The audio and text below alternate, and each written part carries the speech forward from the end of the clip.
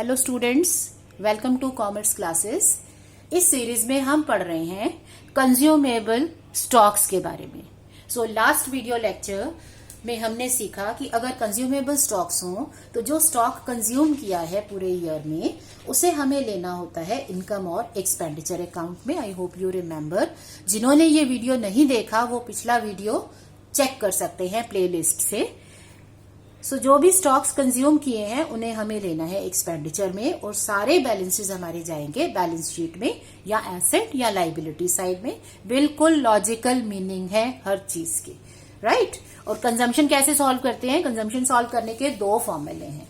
अगर purchase given है तो हम डायरेक्ट स्टॉक्स को एडजस्ट करके stock consume during the year निकालते हैं, और अगर पेमेंट गिवन है तो पेमेंट को पहले परचेज में कन्वर्ट करना है विद एडजस्टमेंट ऑफ क्रेडिटर्स और एडवांस पेमेंट। उसके बाद यही फॉर्मूला हमें यहां यूज करना है stocks consume during the year solve करने के लिए, राइट। आज के वीडियो में हम करेंगे कुछ practical questions. Let us take these questions one by one. Now first is calculate the amount of stationery that will be debited to income and expenditure account. तो हमें इनकम और एक्सपेंडिचर अकाउंट में क्या amount debit करना है वो बताना है। देखिए, first of all look at the information given. It says amount paid for stationery, stock of stationery, closing balance, stock of stationery 1 April 2017, opening balance. सिर्फ यही इंफॉर्मेशन है। इसका क्या मतलब हुआ कि हम सिर्फ कैश में ही परचेजेस कर रहे हैं, क्योंकि अगर क्रेडिट में होता तो हमें क्रेडिटर्स या एडवांस पेमेंट कुछ दिया होता है ना। कुछ नहीं दे रखा। इसका मतलब है कि ये कैश की परचेजेस हैं और हमने पेमेंट कर दी साथ के साथ 54,000।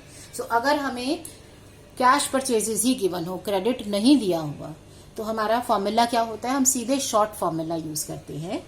इनकम और एक्सपेंडिचर साइड में हम इस तरह से लिखेंगे, अगर हम अकाउंट बना रहे हैं, पेमेंट फॉर स्टेशनरी या स्टेशनरी परचेज्ड। इस केस में ये दोनों एक ही चीज है क्योंकि कोई क्रेडिटर या एडवांस नहीं है। ऐड करो opening stock of stationery. Opening stock था आपके पास 1500।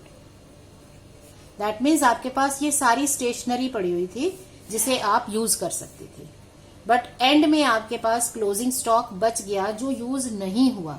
तो क्योंकि वो यूज नहीं हुआ तो हमें माइनस करना होगा, क्योंकि हम जो सॉल्व कर रहे हैं वो है stock used during the year. Stationery consumed और यूज्ड ड्यूरिंग द ईयर आ जाएगी 53,000। तो ये आएगा हमारा इनकम और एक्सपेंडिचर अकाउंट में एक्सपेंस साइड में, और बैलेंसेस चले जाएंगे बैलेंस शीट में, राइट। अब एक और क्वेश्चन लेते हैं। Let us take up the next question. It says stock of stationery and amount paid for stationery during the year. Again इस प्रॉब्लम में भी क्या दे रखा है? हमें स्टॉक्स दे रखे हैं और पेमेंट दे रखी है, विच मीन्स कि इसमें कोई क्रेडिटर्स या कोई एडवांस पेमेंट नहीं है। तो अगर क्रेडिटर्स और एडवांस पेमेंट ना हो, इसका मतलब ये होता है कि हमारी जो पेमेंट है वही परचेज है। ये सेकंड क्वेश्चन का आंसर मैं आपके लिए छोड़ रही हूं, इसे आप सॉल्व करेंगे and you can check your answer. Stationery used during the year आनी चाहिए, मतलब आपका जो सॉल्यूशन है वो आना चाहिए 61,500। ये आप वेरीफाई करेंगे, right. Now next question is C part. Stock of stationery on 1 April 2017। Okay, stocks दे रखे हैं, क्रेडिटर दे रखे हैं, right. Amount paid for the year 1,80,000, stock at the end, creditors at the end. इसका मतलब क्या हो गया कि हम स्टेशनरी क्रेडिट में खरीद रहे हैं, कैश की जगह इसमें कुछ नहीं बता रखा, पेमेंट दे रखी है और क्रेडिटर्स दे रखे हैं। इसका मतलब स्टेशनरी क्रेडिट में परचेज की जा रही है। To calculate stationery use during the year, हमें पहले क्या सॉल्व करना होगा? Stationery purchased during the year. So हमारा स्टार्टिंग पॉइंट होता है amount paid, amount paid for stationery during the current year 1,80,000. ठीक है, राइट. सो 1,80,000 हमने पे किया. अब इसे अगर हमें पेमेंट को परचेज में कन्वर्ट करना है तो हमें एडजस्ट करने होते हैं आउटस्टैंडिंग्स और प्री पेमेंट्स, मतलब क्रेडिटर्स हमें एडजस्ट करने हैं. अब ये सोचो, creditors for stationery in the beginning of the year, इसे क्या करें, ऐड करें या सब्ट्रैक्ट करें? आप फॉर्मूला भी देख सकते हो, फॉर्मूले के हिसाब से आप लर्न करके लिख सकते हो, बट मेरा फोकस ये है कि हमें ये समझ में आना चाहिए हम इसे प्लस या माइनस क्यों करते हैं. तो हमें फॉर्मूले रटने नहीं पड़ते. सो अगर ये स्टेशनरी का क्रेडिटर बैलेंस बिगनिंग में है, इसका मतलब इसे आपने इस ईयर में पे किया होगा. ये लास्ट ईयर का बैलेंस है, तो लास्ट ईयर कोई परचेज की, पेमेंट नहीं की, वो रह गई, वो अब पे कर रहे हैं. तो ये जो अमाउंट है ये बिलोंग करता है लास्ट ईयर को. सो हमें इसे सब्ट्रैक्ट करना है क्योंकि हम कैलकुलेट कर रहे हैं करेंट ईयर की परचेज. ओके. सो लाइकवाइज जो क्रेडिटर्स ऑफ स्टेशनरी है एट द एंड, ये लास्ट में आउटस्टैंडिंग अमाउंट बच गया, इसका मतलब है कि हमने पेमेंट इस ईयर में नहीं की. सो जो करंट ईयर का बैलेंस है अगर हमने पे नहीं किया तो ये करंट ईयर को बिलोंग करता है. सो इसे ऐड कर देंगे. सो कितना आ गया, 1,73,000. ये आ गई क्रेडिट परचेजेस.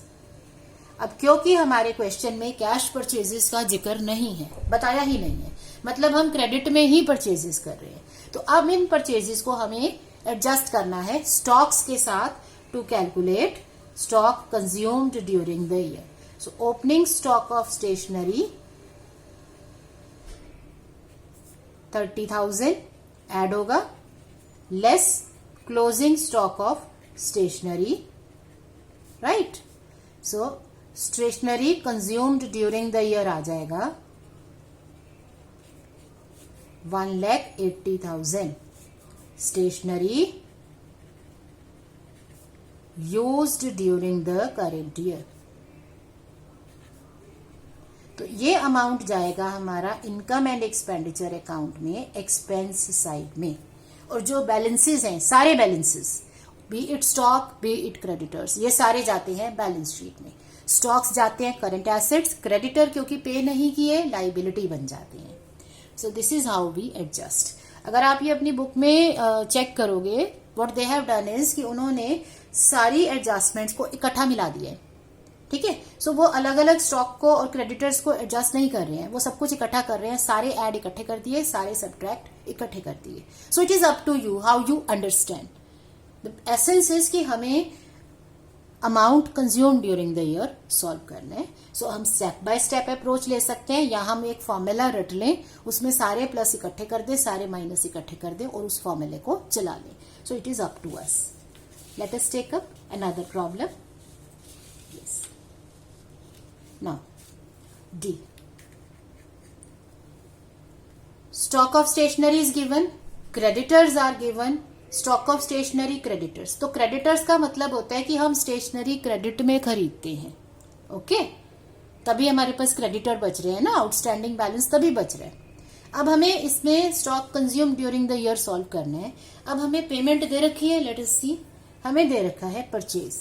सो अगर हमने परचेज ऑलरेडी ली हुई है, अगर क्वेश्चन वाला हमें परचेज ऑलरेडी सॉल्व करके दे रहा है, इसका मतलब ये जो पहला पार्ट था क्वेश्चन का, सॉल्यूशन का, जब हम क्रेडिटर एडजस्ट करके परचेजेस सॉल्व करते हैं, दैट मीन्स हमें इस पार्ट को करने की जरूरत नहीं है क्योंकि ये तो परचेज गिवन है.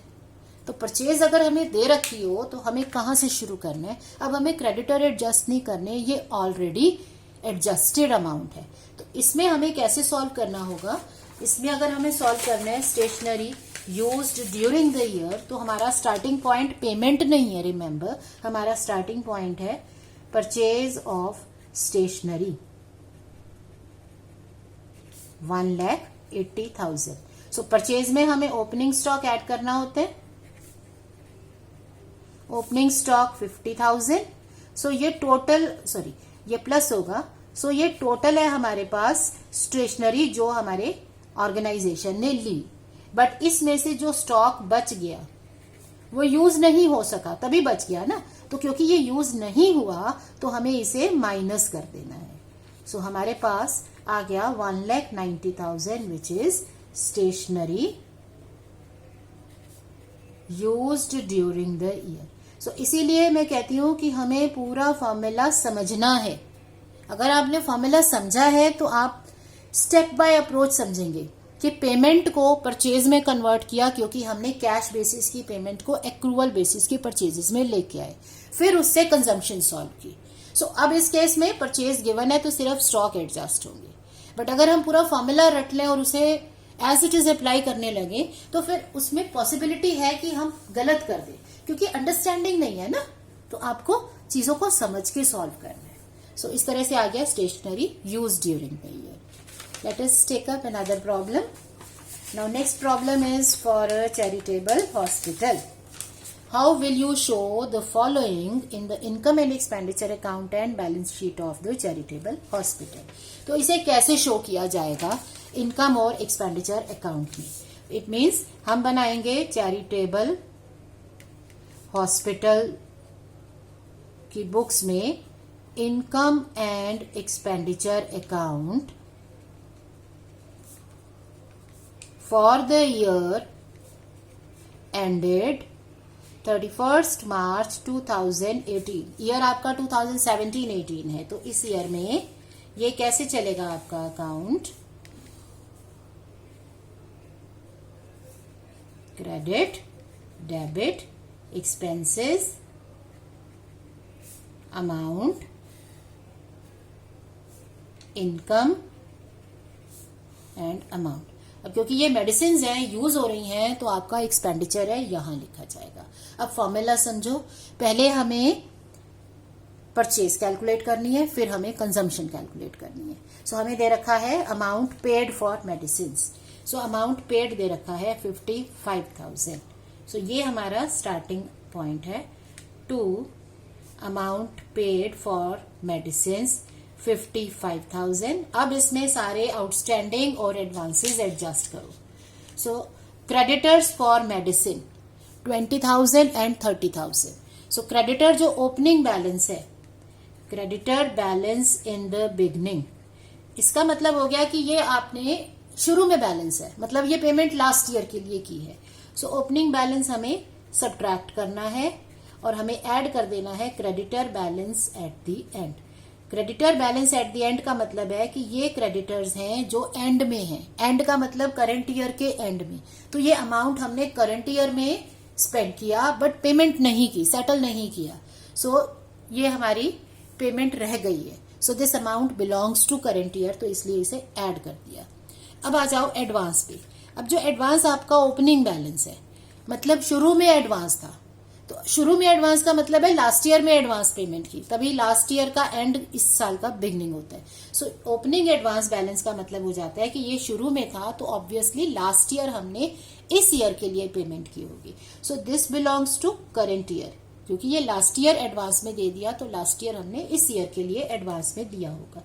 So advance balance in the beginning add कर दिया जाएगा, और जो एडवांस एंड में है, अब ये एंड का मतलब है इस साल एडवांस दिया है, तो इस साल हम एडवांस क्यों देंगे? इस साल हम एडवांस देंगे नेक्स्ट ईयर के लिए, ठीक है। So advance balance at the end, that is 12,000 will be subtracted. So ये हमारे पास आ गया परचेज ऑफ मेडिसिन, ठीक है। सो परचेज ऑफ मेडिसिन कितना आ जाएगा हमारे पास?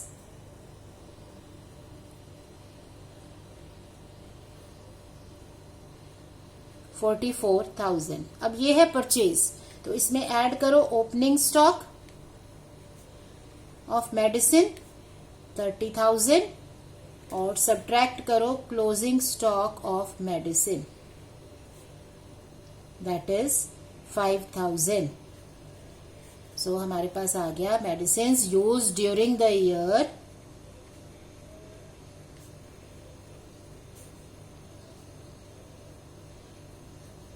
69,000। तो इस तरह से हम इसे शो करते हैं इनकम एंड एक्सपेंडिचर अकाउंट में।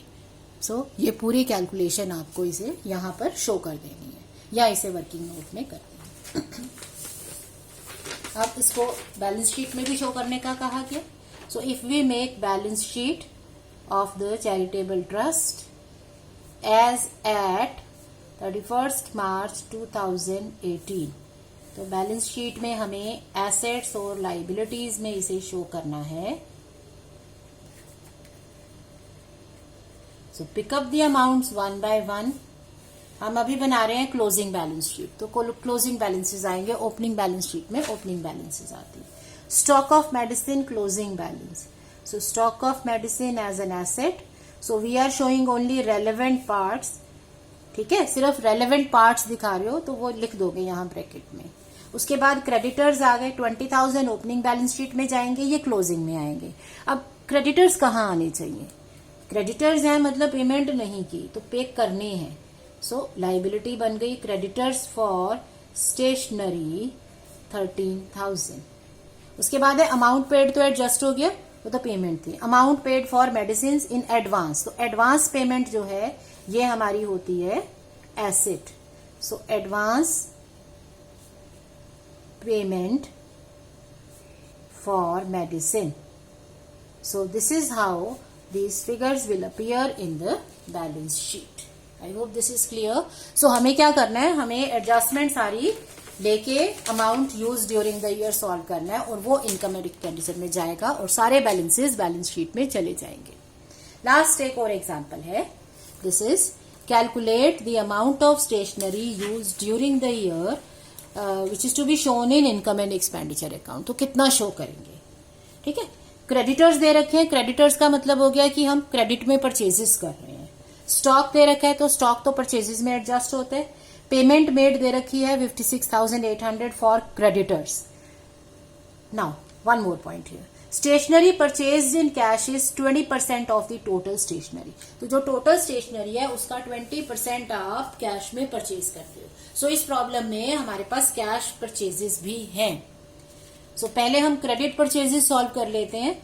सो payment for stationery, payment for stationery during the current year 56,800। अब इसमें हमें पहले एडजस्ट करने हैं creditors, right? So less creditors in the beginning of the year. अब मुझे लग रहा है इसमें मुझे दोबारा से लॉजिक देने की जरूरत नहीं है, आप समझ जाएंगे। ओपनिंग बैलेंस मतलब लास्ट ईयर की पेमेंट कर रहे हैं इस साल। क्रेडिटर्स एट द एंड, इसका मतलब ये करंट ईयर का अमाउंट है। ठीक है, सो हमारी क्रेडिट परचेजेस आ गई। इसे सॉल्व कर लो।